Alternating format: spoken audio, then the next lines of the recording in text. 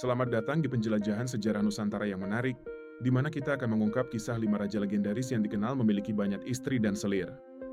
Praktik ini bukan sekadar cerita rakyat, melainkan cerminan kompleksitas sosial dan politik pada masanya.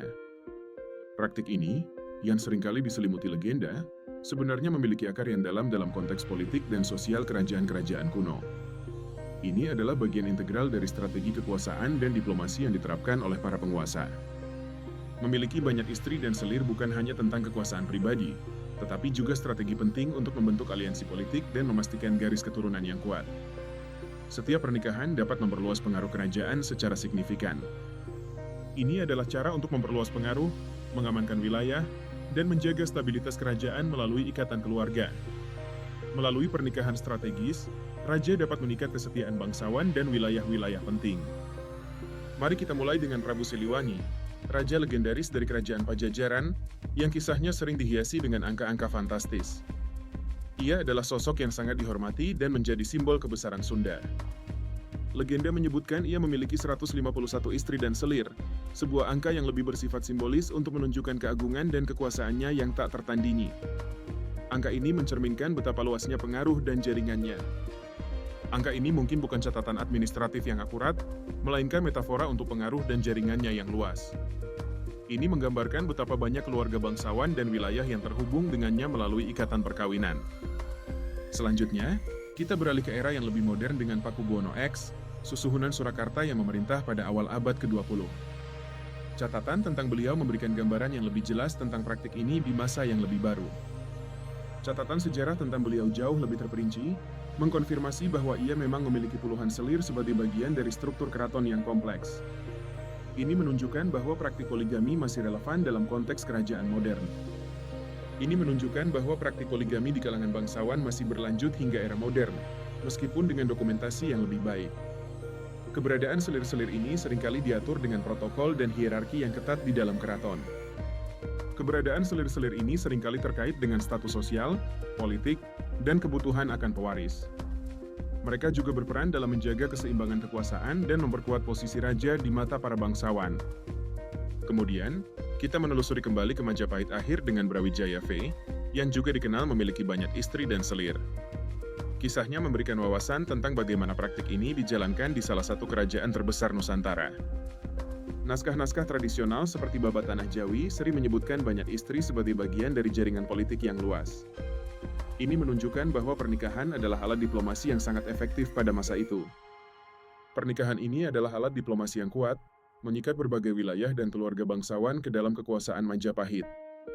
Melalui ikatan perkawinan, Majapahit dapat memperluas pengaruhnya tanpa harus selalu menggunakan kekuatan militer. Setiap pernikahan bisa berarti aliansi baru atau penguatan aliansi yang sudah ada, memperkuat posisi raja.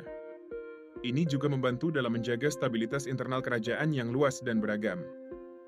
Beralih ke Sultan Agung dari Mataram, seorang penguasa yang sangat berpengaruh pada abad ke-17, praktik poligami juga terdokumentasi dengan baik.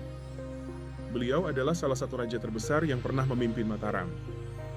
Memiliki banyak istri adalah bagian sistemik dari kekuasaan dan prestise seorang Raja Mataram, mencerminkan status dan kekayaannya. Ini juga menunjukkan kemampuan raja untuk menopang banyak keluarga dan menjaga hubungan baik dengan berbagai pihak. Istri-istri dan selir-selir ini seringkali berasal dari keluarga bangsawan yang berbeda, memperluas jaringan kekuasaan Sultan Agung. Ini adalah strategi cerdas untuk mengkonsolidasikan kekuasaan dan mencegah pemberontakan. Ini juga memastikan kelangsungan dinasti dengan banyaknya potensi pewaris tahta. Dengan banyak anak, risiko kepunahan garis keturunan dapat diminimalisir, menjamin kelanjutan kekuasaan Mataram. Terakhir, kita akan membahas Baginda Maharaja dari Kerajaan Galuh, yang kisahnya lebih banyak hidup dalam tradisi lisan dan legenda. Meskipun detailnya mungkin tidak sejelas raja-raja lain, kisahnya tetap relevan. Meskipun detailnya mungkin kurang terverifikasi secara historis, keberadaan banyak istri dan selir dalam narasinya mencerminkan pola yang sama. Ini menunjukkan bahwa praktik ini adalah bagian integral dari budaya kerajaan di seluruh Nusantara. Ini menunjukkan bagaimana praktik ini begitu mengakar dalam budaya dan struktur kekuasaan kerajaan-kerajaan Nusantara. Dari legenda hingga catatan sejarah, pola ini terus muncul sebagai bagian penting dari kehidupan istana. Sebagai kesimpulan, praktik memiliki banyak istri dan selir di kalangan raja-raja Nusantara adalah fenomena nyata. Ini bukan sekadar mitos, melainkan bagian dari strategi politik dan sosial yang kompleks. Namun, penting untuk membedakan antara angka-angka simbolis dalam legenda dan catatan yang lebih terverifikasi. Legenda seringkali menggunakan angka fantastis untuk menekankan kebesaran, sementara catatan sejarah memberikan detail yang lebih konkret. Penguasa modern seperti Pakubuwono X memberikan bukti konkret, sementara legenda seperti Prabu Siliwangi lebih menyoroti keagungan simbolis. Keduanya memberikan perspektif berharga tentang praktik ini di berbagai era.